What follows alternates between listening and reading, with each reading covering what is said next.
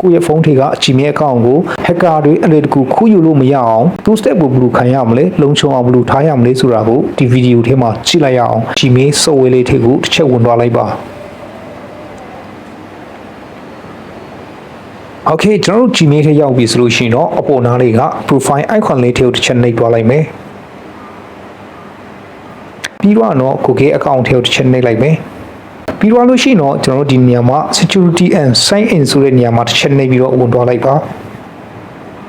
ကိုယ့်ရဲ့ Gmail account ကို account တစ်ခု hacker တွေကအလွယ်တကူခိုးယူလို့မရအောင်ကျွန်တော်အနေနဲ့လုံခြုံရေးမြင့်တင်ထားလို့ရတဲ့နေရာထဲကိုရောက်နေပြီဖြစ်ပါတယ်ဗောနော်ဆိုတော့ဒီ two step verification ကိုကျွန်တော် on လုပ်မယ်ဆိုရင်ဒီနေရာမှာတစ်ချက်နှိပ်ပေးလိုက်ပါ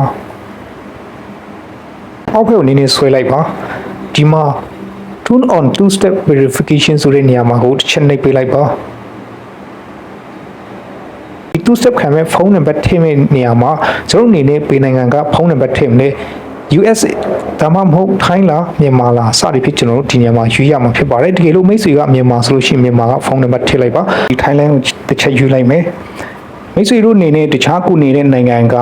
RT အလံလေးကိုရွေးပြီးတော့ဗောနော်နိုင်ငံကိုရွေးပြီးတော့ဒီနေရာမှာဖုန်းနံပါတ်လေးကိုထည့်ပေးလိုက်ပါအခုလုံးလုံးစီမှာတော့မြန်မာနိုင်ငံကဖုန်းနံပါတ်တွေပါထည့်မယ်ဆိုလို့ရှိရင်တော့ကုန်မကြတဲ့ပြဿနာတွေရှိတယ်လို့တော့သိရတယ်ဗောနော်အဲ့တော့မိတ်ဆွေတို့စမ်းကြည့်လိုက်ဗောနော်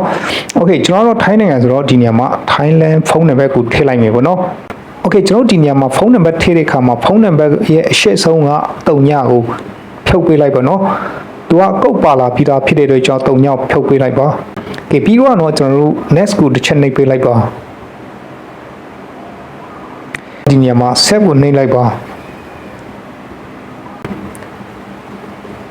โอเคဒီလိုလေးပေါ်လာပြီဆိုလို့ရှိရင်တော့ down ကိုနှိပ်လိုက်ပါโอเคเนาะဒီမှာ two step verification is on